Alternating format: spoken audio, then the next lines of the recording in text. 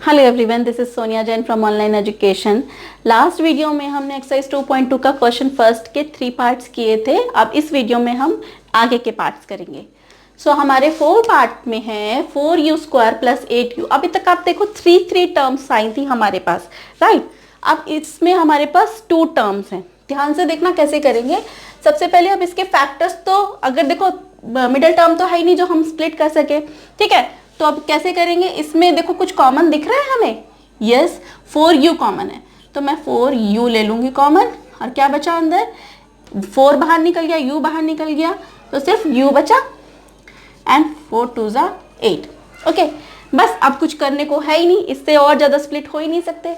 अब इसके हम ये फैक्टर बन गए हैं, 2 फैक्टर बने, एक तो 4u, एक u प्लस 2। अब इनके हम जीरोस निकालते हैं। सो जीरोस कैसे निकालते हैं, 4u equals to 0 and u plus 2 equals to 0. Okay, so u equals to 0 upon 4 is 0. So एक वैल्यू तो निकली 0, दूसरी निकली u equals to प्लस 2, उधर जाके क्या हो जाएगा -2.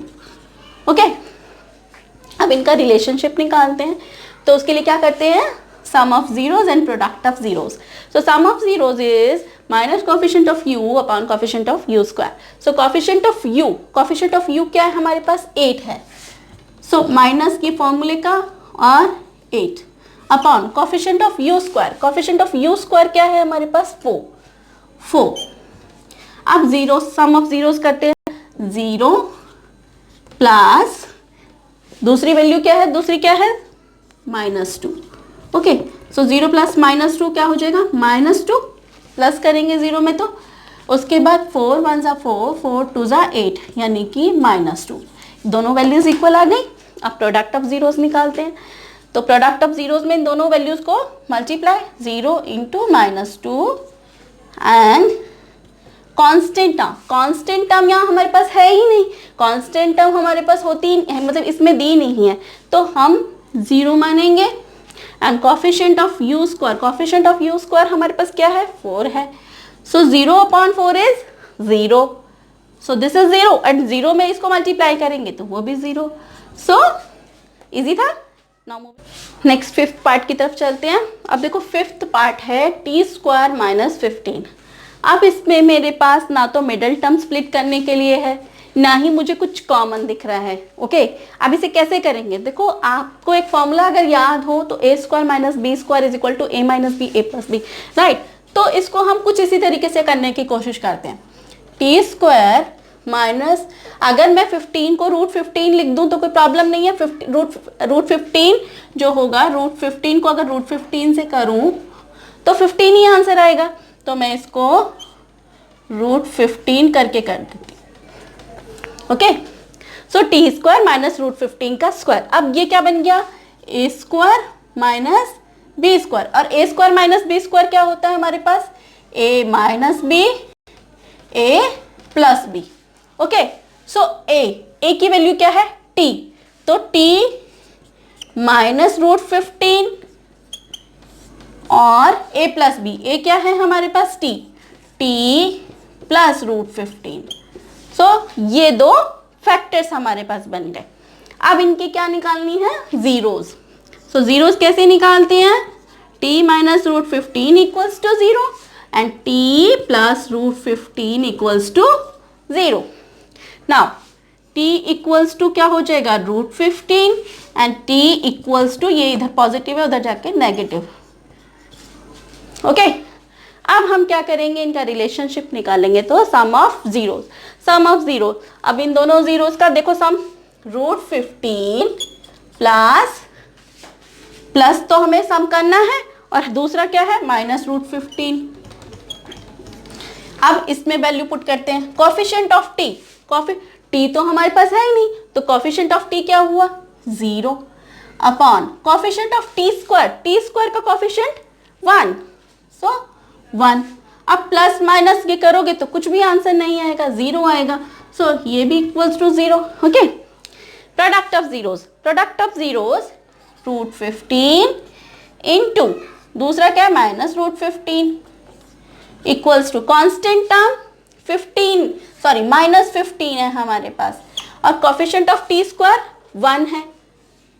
ओके, सो रूट 15 को अगर मैं रूट 15 से मल्टीप्लाई करूंगी तो 15 ही आएगा, तो माइनस 15 हो गया, और ये 15 upon 15 is minus 15, so minus 15 equals to minus 15। बढ़ते हैं अब अपने नेक्स्ट पार्ट की ओर। नेक्स्ट पार्ट में है 3x square minus x minus 4। आप इसको फिर मिडल टर्म स्प्लिट करके करेंगे, तो 4 3 ज़ा 12, मल्टीप्लाई करने पर हमें 12 चाहिए, प्लस माइनस करने पे हमें 1 चाहिए। सो 4 3 ज़ा 12, 4 में से 3 गया 1 आया, सो 3x square minus 4x plus 3x। मैं आपको इतना डिटेल में इसलिए नहीं बता रही हूँ, फैक्टर्स बनाना ये आप पिछली क्लासेस में पढ़ के आए हैं, ओके, माइनस 4। अब इन दोनों में से और इन दोनों में से कॉमन निकालेंगे।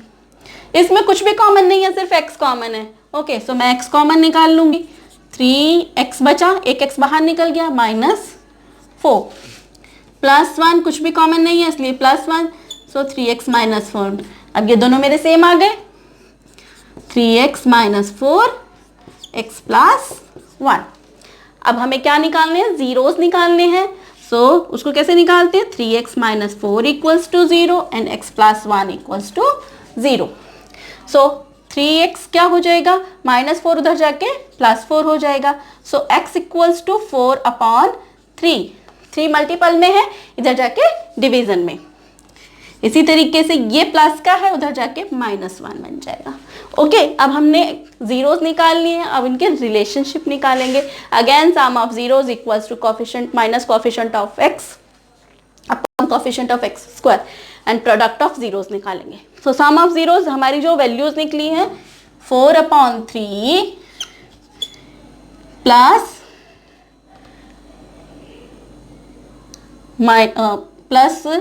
Minus 1, okay. और जो दूसरा है coefficient of x, coefficient of x क्या है हमारे पास, minus 1, okay, and coefficient of x square, coefficient of x square हमारे पास 3। सो ये आया हमारे पास, पॉजिटिव हो गया, माइनस माइनस प्लस हो गया, 1 अपॉन 3। अब इसको देखते हैं, इसमें एलसीएम ले लेते हैं, 3 एलसीएम 4, 3 1 ज़ा 3 माइनस 3, क्या बचा 1 upon 3। So 1 upon 3 equals to 1 upon 3। Product of zeros, product of zeros again 4 upon 3 into minus 1 and constant term is are minus 4 and coefficient of x square is 3, so 4 upon 3। अब इसको multiply करेंगे तो minus 4 upon 3, so minus 4 upon equals to minus 4 upon 3। So this was the last part of this question. Now moving to the next question. But before that, don't forget to like, share and subscribe my channel. Till then, bye-bye.